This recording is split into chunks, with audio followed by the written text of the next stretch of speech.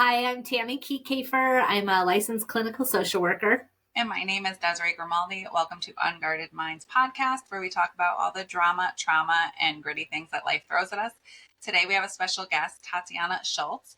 She is a first-generation Latina licensed mental health counselor, somatic experiencing practitioner, and holistic coach. Tatiana specializes in helping women to heal trauma in their nervous systems through a body-oriented method called somatic experiencing, where you don't need to talk about or even remember your trauma to heal from it. As a complex trauma survivor, Tatiana knows exactly what it's like to live in a survival mode. And so we are so happy to have you and kind of dive in and talk about it. Yeah, thank you so much for having me. I'm excited to be here. Yeah. Thanks. So how long have you been a licensed mental health counselor? Yeah, I've been a therapist for 9 years. So I became a therapist really when I was a baby. I was 23 years old. I'm 32 now. So yeah, I mean, it's wild thinking about it because even as a 23-year-old, your brain isn't even fully developed, right? And I'm over here as a therapist at 23 years old. That's awesome. So you kind of filled us in a little, like you had went through some life experiences that led you to this path. Do you want to kind of take us back on some of the things you've experienced and feel comfortable sharing and how that evolves into where you are today? Sure. So yeah, I mean, my childhood trauma really stems back to as early as 5 or 6 years old. And, I also believe that I have a lot of generational trauma. And so at a very early age, I struggled significantly with anxiety. And my anxiety was so bad. I had really chronic social anxiety, and it really prevented me from making healthy relationships. I was that child who, even if you said hi to me, even if you looked at me, I would go into a panic and I would become mute. And my parents didn't really know, what was going on with me internally. I think that they just labeled me as shy. Oh, she's just shy. That's just how she is. But it was really more than shyness. I was really anxious, and my anxiety, because it wasn't really addressed, it became worse over the years. And so I started to experience a lot of psychosomatic symptoms, and I had chronic stomach aches. I was always that kid who was sick all of the time, getting sent home from school. I never wanted to eat anything. And so I was taken to doctor after doctor after doctor, and nobody could figure out what was wrong with me. I had tons of blood work done. And again, I had zero diagnoses. And so it got to the point where my parents started to think that I was making up these symptoms, that I was making up that I wasn't feeling well to get out of going to school or to get out of doing something. And as I got older, it started to worsen, where I was starting to experience a lot of depressive symptoms. And so it got to a point where I was very severely depressed and I wanted to take my own life.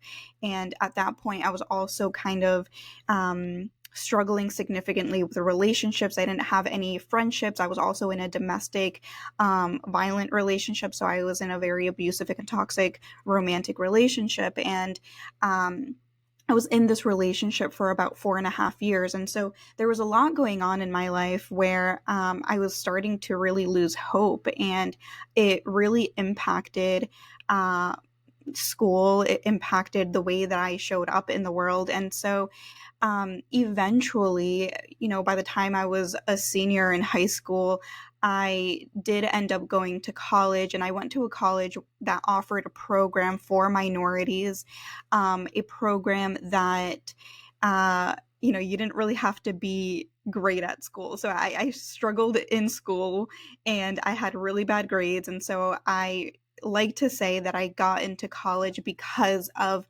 this beautiful gift of being part of this program. It's called talent development.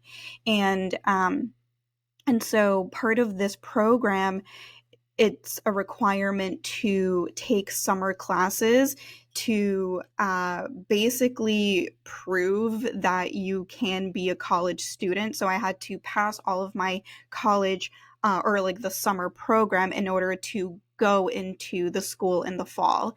And so I ended up doing that summer program, and being in the summer program really allowed me to be away from this toxic and abusive relationship, and also from sort of like the chaos that was happening at home. And so I think that it really was a gift that I was in this program, because it really helped me start to A, get away, and B, develop these relationships with other people. So I was finally starting to kind of rediscover myself and create new relationships. And because I was starting to feel supported by other people, I was able to leave this toxic relationship. But I went into college wanting to study psychology because I wanted to really understand myself. I wanted to understand why I was experiencing the things that I was experiencing. I knew that something was wrong, but I just couldn't put two and two together. And I also, as I got into the field of psychology, as I started to understand the brain and the body, I fell in love with it, and I really wanted to just help other people never feel the way that I did growing up. I felt so lonely throughout my childhood, and so I never really had any supports. I never had a therapist. I never had a counselor that I could talk to. Even though I had asked for that kind of support, it wasn't received well. And so, yeah, as I fell in love with psychology, I ended up double majoring in human development and family studies. And so I ended up graduating with a double major. And by that point, I was like, I know I want to be a therapist. I know that I want to go into the field of mental health and help others. And so I ended up going to grad school. And also, I just want to say, like, throughout all of this, I was still living in a chronic state of survival mode. So I struggled with dissociation. I would numb out my symptoms. I drank excessively, and I engaged in really poor I like treated my body like trash. Really didn't nourish my body, didn't do the things that I logically knew would be supportive to my body. But my symptoms became chronically worse in graduate school. And then when I graduated, I went into community mental health. And I mean, if anybody knows what community mental health is like, it's intense. It's a lot of work. You're not just a therapist. You're wearing a lot of hats. And so I think all of this really contributed to that cycle of survival. And I was also, by the time I graduated and I was working in community mental health, I was always in this sympathetic state of activation, right? And so I needed to have this constant stimulation where I was always on the go, always trying to work with the highest risk clients, because I needed that stimulation. I was a perfectionist. I was a people pleaser, right? And so I wanted to be the best employee. And it got to the point 2020 comes around and everything shuts down, and we go into everyone's working from home, and I have no idea what I'm doing with myself. I'm completely burnt out. I don't know how to slow down. I'm dissociating on a regular basis. I'm so deeply unfulfilled with my life and with being a therapist, and I questioned if I even wanted to continue this work. And I had shared with my therapist at that point. I mean, not with my therapist. It felt like my therapist. It was my supervisor at work. She was the sweetest supervisor. And I had shared with her what I was experiencing, and she had suggested getting into a training. She said, maybe you just need some motivation. Maybe you just need some inspiration. And even though I loved her as a supervisor, internally I rolled my eyes. I was like, oh, like, okay, fine, I need inspiration, sure. let's go find some inspiration. I Googled mind-body trainings and I came across somatic experiencing, and I had no idea what somatic experiencing was. And because I was very impulsive, very just reactive, I didn't do my research into it. I was like, oh, cool, sure, this sounds interesting. Signed up to be into the training. It's a minimum of 3 years to complete this training. I'm still in the training, by the way. It's taken me 5 years to complete this training, but I had no idea what I was getting myself into. And, you know, it absolutely just changed my life. Somatic experience. I wouldn't be here talking to the both of you if it wasn't for somatic experiencing. Even at work, when I worked in community mental health, it was the same as when I was a kid. When someone would look at me or say hi to me, I would become so panicked, and I remember my face turning red. I would freeze, my throat would close up, and I quite literally couldn't speak. And so I think going from that to being able to just have this conversation with the two of you who I don't really know too well, it just shows the beauty and the magic of healing your nervous system and healing through, I mean, for me, somatic experiencing. And so, yeah, that's sort of a long story short of my journey of how I got here. Oh, first of all, congratulations, because from going to, not being able to say hi to here being on a podcast with two people who you don't even know is like pretty significant. So you've done a lot of really good work. So yes, thank you. Good job on that. Yeah, I know you have questions. You want to go first?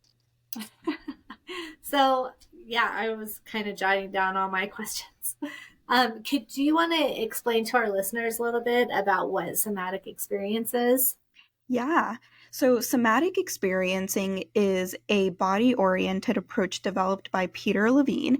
And it is a method where you can heal trauma and the nervous system without needing to talk about your trauma, without needing to remember your trauma, because we're working directly with your nervous system. We're working directly with your physiology. And so we're going at the pace of your nervous system. So trauma isn't just in the mind and the brain, right? Trauma, it really impacts all of your internal organs, which is controlled by your nervous system. And so we are directly working with all of your internal organs without needing to relive your experiences, because all of that is stored in your body. That survival energy is stored in your body. And so as a somatic experiencing practitioner, my job is to really help you move through those survival responses, fight, flight, and freeze, so that you're not constantly living in these states of survival.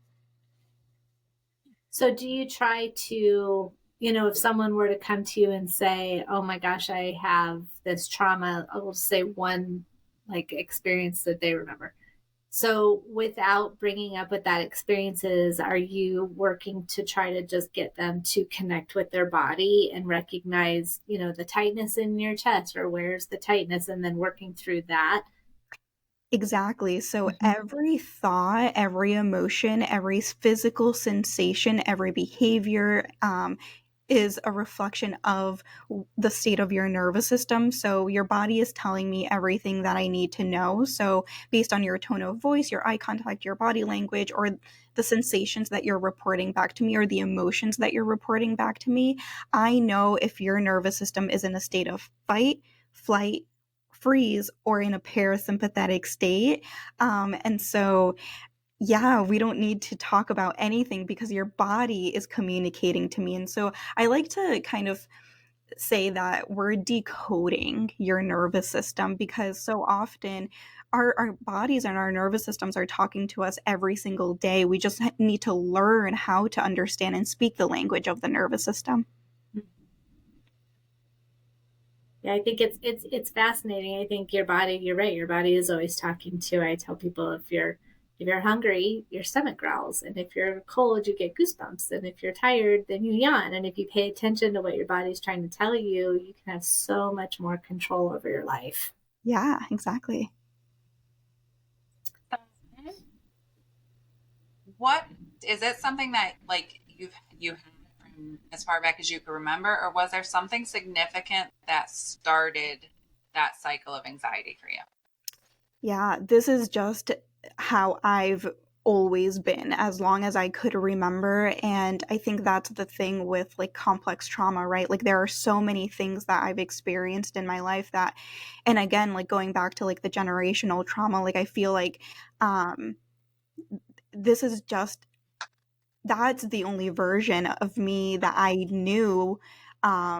And I thought because that's how I had always been, I thought that's how I was, I just needed to learn how to cope with anxiety. That's who I am, right? But obviously now being on the other side, it's like, no, that was a symptom of, just being in survival mode really my entire life. So that I think that's another important piece too, because sometimes when trauma survivors, that's all they know, right? All they know is living in survival mode. They can't imagine a world outside of that. But I'm living proof that there is, right? And so, yeah, there wasn't one significant thing. I think there were so many multiple experiences that contributed to what I was already experiencing. And neither of your parents had suffered with like anxiety that you know. Oh, yeah. I mean, I think that they have like their own unresolved trauma and right. And so like that of course contributes to, my nervous system. Yeah. So I would go back to like even attachment, during from 0 to 3. And if you always felt that and didn't, there are, a couple of things. I think your attachment is based on how your caregivers are doing. And maybe they were dealing with their own stuff or not dealing with it. And it picked up on when you said, they took you to doctors and your blood work and you just wanted a therapist and you never got a therapist. And they're like, Yeah. no, here's another doctor. Yeah. Is that a cultural thing? Like, is therapy kind of frowned upon culturally? Absolutely. Yeah. I mean, I think that mental health isn't something that's talked about nearly enough in the Latinx culture. And so I think that, yeah, absolutely. I think now it's, we're talking about it a little bit more now, but, back then, definitely not. Yeah, and just left to your own devices. Yeah. Yeah. Yeah. So now that you're a therapist, how did your family react when you were like, I'm going to be a therapist? And they, like, that wasn't real high on their, like, list of things for you to be. How did that go over? Yeah, I mean, it's interesting because I think that in our cultures, becoming like a professional, like a therapist, in their countries, so I am Colombian and Guatemalan, and so, you know, in another country, I would be called doctor, right? Even though I'm not an actual doctor, I don't have my doctorate degree. It because it's really high in it's a really high profession, I guess, or considered like a higher status. They would call me a doctor, and so it's they were pleased that I was becoming a therapist, but I think that they don't really understand, even though they know I'm a therapist, they don't really understand what I do, and they don't understand that mental health and therapy is for everyone, not just for people who quote unquote have severe problems. You're like, So are there? Why would anybody go see you? right. Right. So are they still back in Guatemala or Colombia, your family, or do you have family in the United States? Yeah, no, my parents live here in the United States. I have family here in the United States. I do have family in Colombia and Guatemala, but my parents are here. Okay. So them being kind of, in the States, are they getting it more where mental health is such a huge aspect of life and even just stress management? I mean, I read a statistic, I can't totally remember it. It was like 85% of body medical issues are caused by stress. And I mean, it was something huge like that, 80%, 85%. I read one yesterday that said like 90% of anxiety stems from gut health. Yeah. From the inflammation and the gut health. And Like, it's not your mental state. Like, we all question things and we all have doubts but it actually starts with like you were saying, like nourishing your body and how your bacteria and your gut health and all of that is working. Yeah, absolutely. Yeah. And so, I mean, going back to your question, like I try my best to educate my parents, and I do my best to like give my advice here and there, and like how important mental health is, and when they have their own symptoms that come up, I'm like, oh well, have you considered XYZ, or like maybe it's because of XYZ, right? And so I do share my what I can, but I think you can only receive at the level of your nervous system, right? So it doesn't matter how many times I say something, it doesn't matter how different I say something, you can only receive it if you have the capacity in your body and your nervous Tammy, system. it's like trying to teach our parents how to use technology. Yeah, Yeah. exactly. I love that. Say that again. You're only able to receive information based on what your nervous system can accommodate, or Exactly. how'd you say it? Yeah, what your nervous system has capacity for. So yeah, So even true. when we think Mm-hmm. about like communication, right? When we think Mm-hmm. about just a normal conversation, someone could be the best communicator. Someone could say something so clearly, but it doesn't matter how you communicate it if the person on the receiving end is perceiving it in a different lens, right? And your perception really stems back to the state of your nervous system, right? So perception is created in the mind. The mind is part of the brain. The brain is controlled by the nervous system, right? And so I like to say that the nervous system is truly the foundation to everything, because when your nervous system is dysregulated, again, it's going to impact all of your internal organs, including, right, like your gut health, your stomach, because the stomach is controlled by the nervous system. And then beyond that, when your nervous system fight, flight, freeze, people please, whatever, it's all like fear Mhm. causes all of that. So Yeah, you're right. If you have a fear of something mindset, then how can you receive any other information? Because your defenses just go up. And then exactly. all of a sudden, where does the conversation go? It goes down the toilet because there's no dialogue. There's just like, yeah. Yeah, And totally. I fear know causes so Tatiana's much of probably that. too young, but it's like with us with kids. When I know with my son has ADD, so I'll say something and I'm like, okay, what did I just say to you? And I'm like, that's not what I said.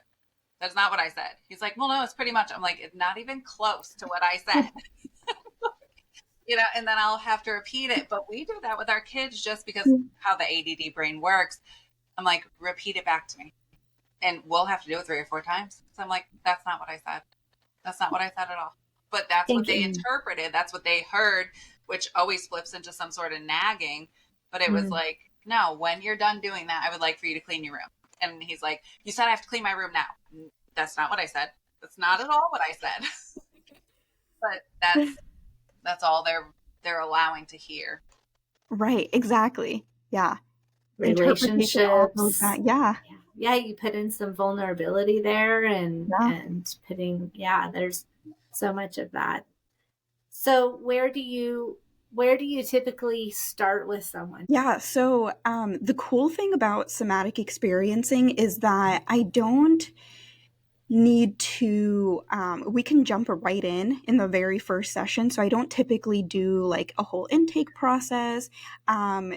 So I usually just orient them to the session. So I just tell them what their job is in the session, and then I tell them what my job is. Hmm.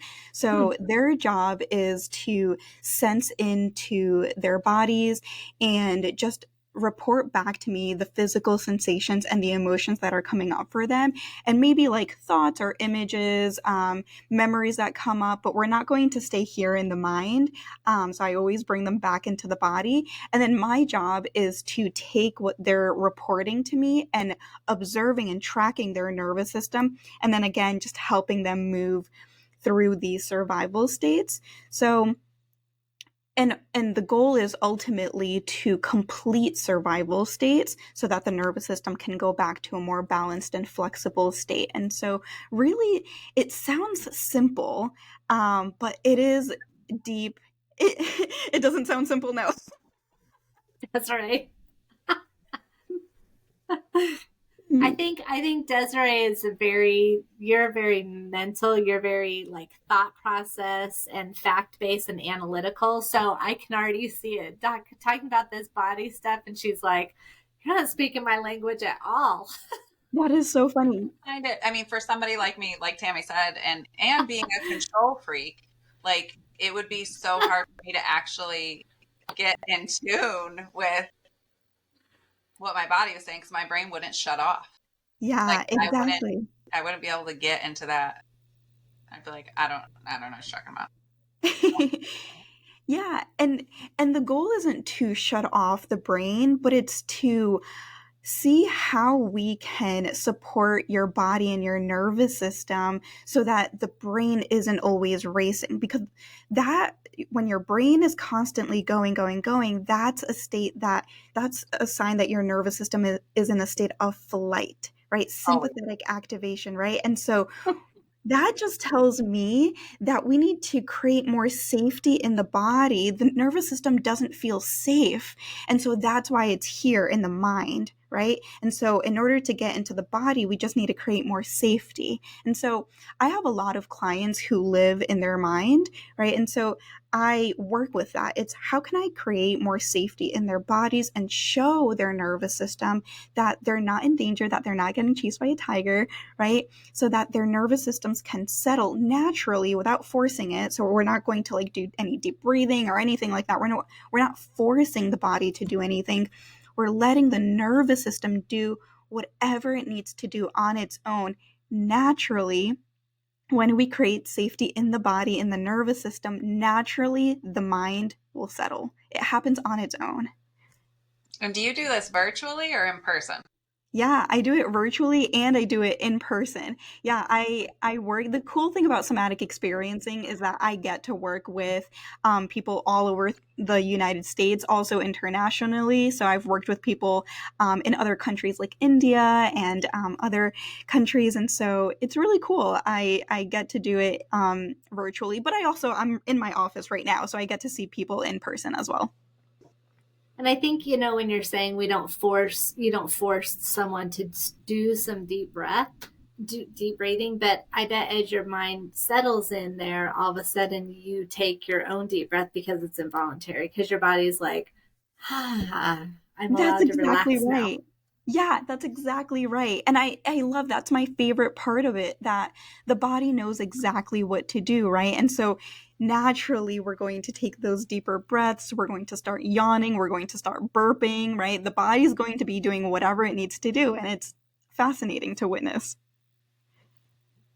Have you seen those videos where they like, this is in person, but like those people who are like hitting all those pressure points, like these people are bruised, their whole body, from like people hitting pressure points trying to get the trauma to leave the body?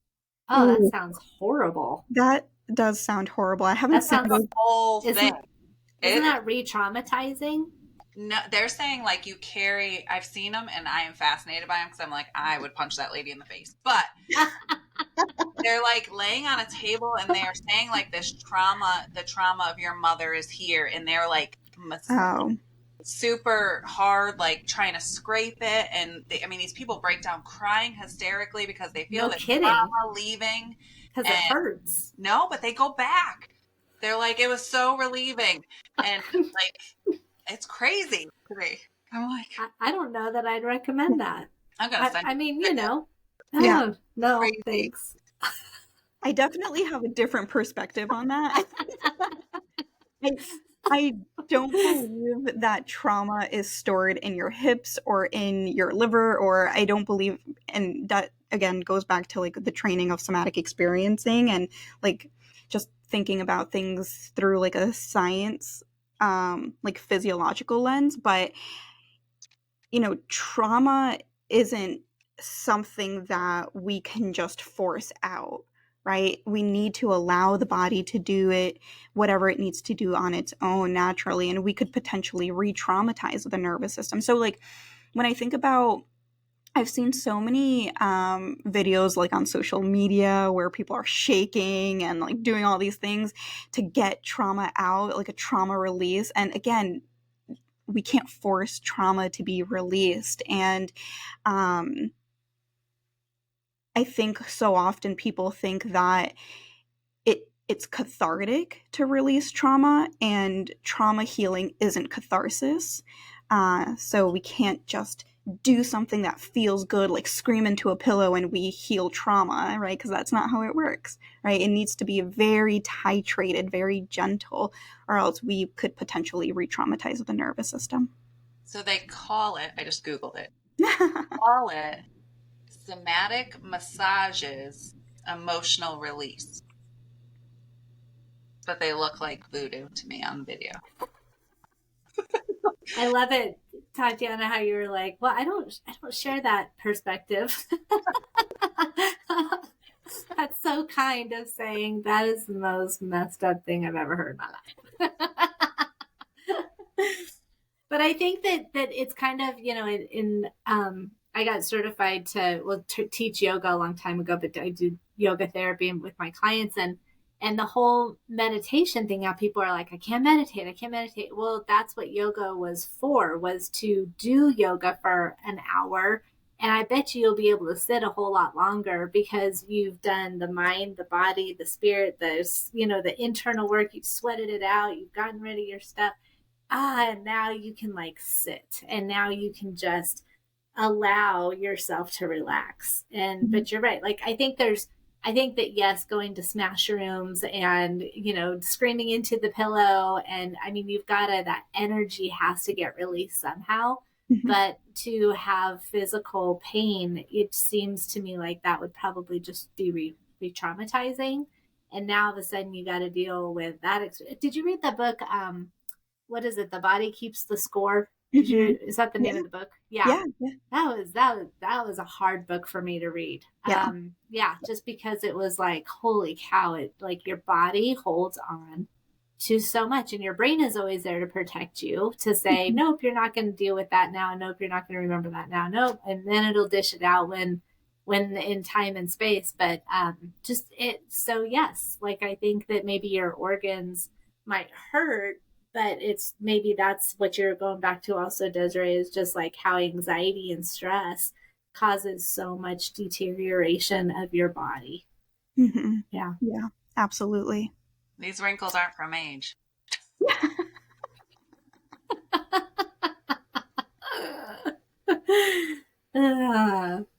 So it's such a cool thing. So where do you, let's see, so you see people in your office, and then you also work with people nationwide, virtually. Nationwide. Yeah. So I'm located in Franklin, Massachusetts. But yeah, I work all over virtually. And so we have your podcast and your website to share with everybody so they could follow you. So go to Tatiana. Don't go to one of these crazy people that are going to like punch you. Please don't get punched. You deserve better. I think a TikTok video of this lady. She's based out of LA. And I mean, even just, I don't know, being in her house, my OCD would be going nuts. But yeah. It's crazy. Yeah, if you want a gentle approach, come see me. And something that actually might work. That does work. Yeah. Oh, go ahead. Oh, I was going to say, do you work with kids? Do you work with adolescents, adults? Does it matter? Yeah, so I only work with women. Okay. So only adults and only women. Okay. Yeah. Is this, even though you don't work with them, is this something that would work for kids? Absolutely. Yes. Yeah. Somatic experiencing would look very differently with kids, because in a typical session with an adult, we're sitting down, we might be moving, but we're really tracking the nervous system. And so with a kid or an adolescent, we would have to just use different kinds of somatic techniques to help them release that energy. But yeah, absolutely. I know that there are a lot of somatic experiencing practitioners who do work with children and adolescents and families. Wonder if people go into schools to do that type of work, just to teach kids to be. I mean, I used to go into my kids' school and do some yoga and some slight meditation type stuff, and it was so cool. I had, it was great. But I think like with this, if there was, something in a group setting, and this doesn't work with adults anyways, but I was just thinking, your question, like, yeah, anyone could benefit from this, no matter what, because like you were, when you were little and just like so afraid to talk to people, and then your parents feeling like, are you making this up because you just don't want to go to school? And then that feels even worse because then you're like, oh, what's wrong with me now? Exactly. And yeah, just how much anxiety just across the board from littles all the way up to geriatric. It's just anxiety is something that is contagious, and it plagues, I don't know one person who's never had any anxiety before, and just what it does to your body. Absolutely. But the good news is that you don't have to live in that state forever. Yes, absolutely. And so so you've got your business. Do you have your like a podcast? Do you we have her podcast and her. Oh, great. Oh, perfect. Oh, wonderful. Okay. Yeah. Good. So we'll link all of your information, and hopefully people can reach out to you and really just learn how to find their peace. Wonderful. Yes. Yeah. And you are such an inspiration. You've come a really long way and done a lot of work. And thank you. We're glad that you're here with us. Thank you. I appreciate you having me. I really do. It's so great that you have this platform so that, people like me can come on here and share their story, right? Because I think that everyone has a story to share. And again, going back to what I was saying earlier, like healing can feel so lonely, and going through these different states of survival can feel so isolating, and you can really feel like there's something wrong with you. And so just being able to share my story and know that there is a light at the end of the tunnel, I hope inspires somebody else and helps them understand and feel like, if I can do it, they can too. And I truly believe that. Yeah, absolutely. Very, very validating and inspiring. Thank you. Well, thank you so much. And it was great to meet you. And we'll definitely talk soon. Thank you so much. Hang on one sec.